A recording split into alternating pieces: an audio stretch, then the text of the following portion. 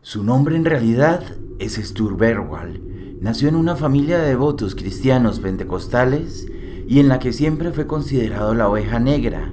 Consumía drogas y tenía inclinaciones sexuales hacia los de su mismo género.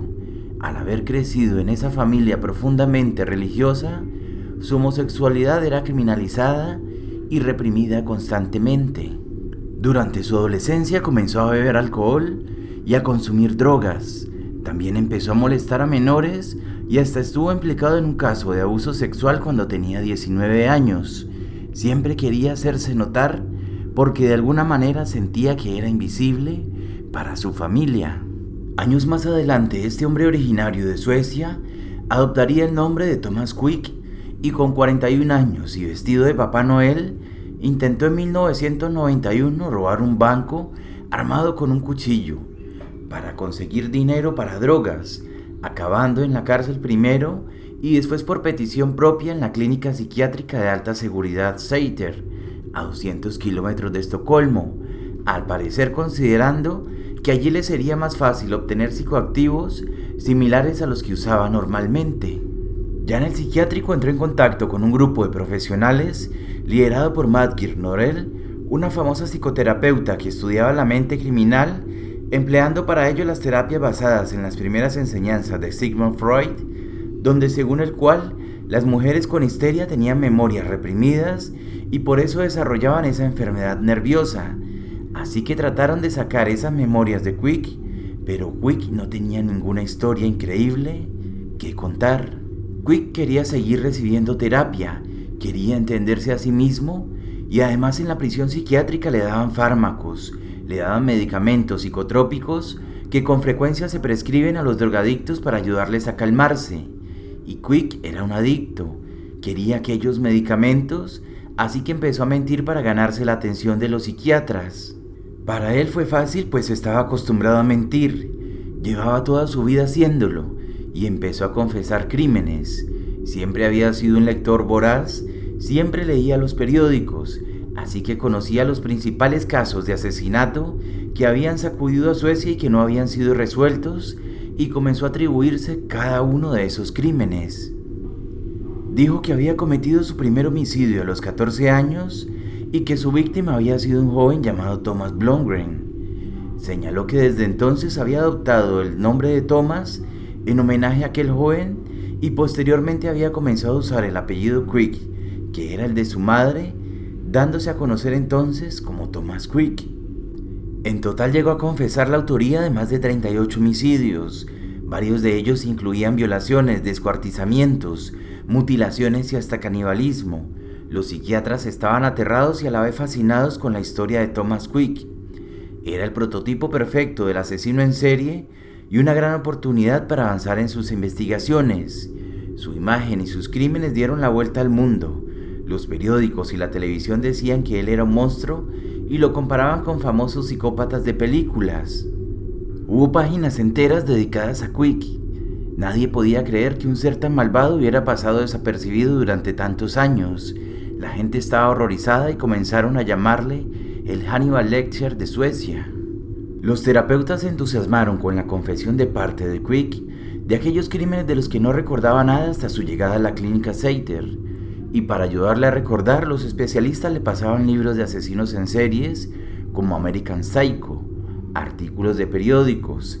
Además, en los primeros años, Quick tenía permiso de salir de Säter y acudía a las bibliotecas públicas de Estocolmo, en donde leía en los periódicos noticias sobre asesinatos. Quick nunca creyó que fuera a ser juzgado, ni mucho menos condenado, por esos asesinatos que había confesado para ganarse la atención de los terapeutas. Pero los psicoterapeutas veían que aquellas confesiones podían ser creíbles, que realmente las cosas podían haber ocurrido como Thomas Quick decía que habían sucedido. Así que convencieron a la policía a iniciar investigaciones en el caso para que creyeran en sus memorias reprimidas. Todos estaban fascinados con Quick. Los psiquiatras, los policías, le creyeron y buscaron por toda Suecia los restos de los cadáveres que Quick decía haber matado. Cuando Quick decía que había enterrado los restos de una de sus víctimas aquí o allá, la policía se dirigía al lugar a toda velocidad y se disponían a buscar. 6 tribunales suecos distintos condenaron a Quick como culpable de 8 asesinatos. Sin embargo, jamás encontraron ningún cadáver. No lograron nunca encontrar ninguna prueba material contra él. Si se observaban las pruebas, realmente no había nada contra Quick. Los veredictos contra él se basaban únicamente en sus propias confesiones.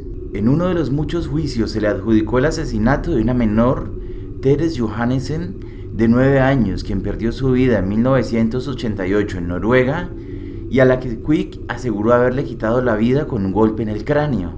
La policía encontró en el supuesto lugar de los hechos un trozo de hueso que expertos afirmaban pertenecía a un menor de 14 años. Toda esta historia comenzó a coger otro rumbo cuando los periodistas Hannes Rastan y Jenny Curtin iniciaron la investigación del caso.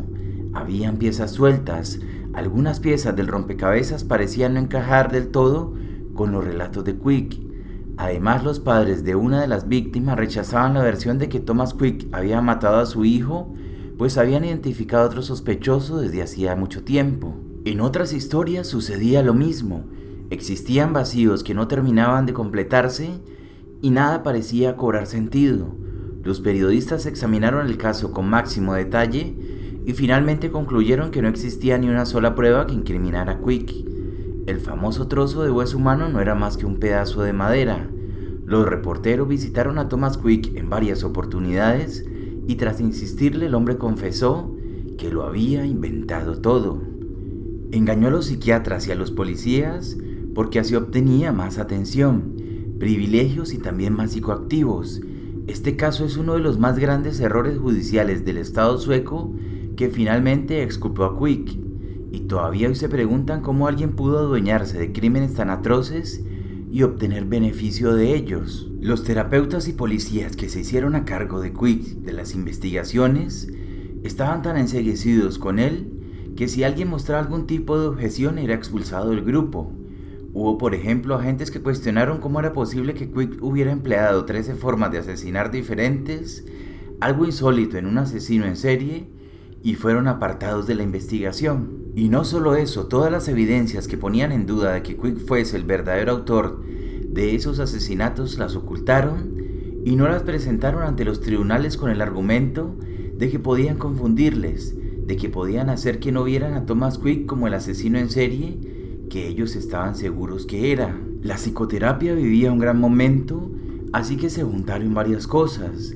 A eso se añade que los medios de comunicación no hicieron su trabajo, confiaron en que la investigación policial había sido correcta, estaban encantados de que hubiera un asesino en serie, hubieran podido hacer su trabajo, haber hecho periodismo y haber revisado todo el material de Thomas Quick, pero no lo hicieron, no estaban interesados en ello, estaban más interesados en el morbo de que hubiera un terrible asesino en serie, y Quick, por otra parte, era el paciente perfecto, el asesino perfecto.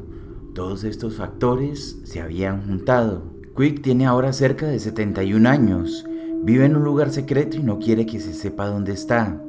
Aparentemente se encuentra libre de sustancias adictivas y se dice que vive en Europa pero fuera de Suecia. Vive de manera muy sencilla y pobre de una pequeña pensión que recibe. Está libre y es aparentemente feliz y quiere dejar atrás todo lo que ha vivido.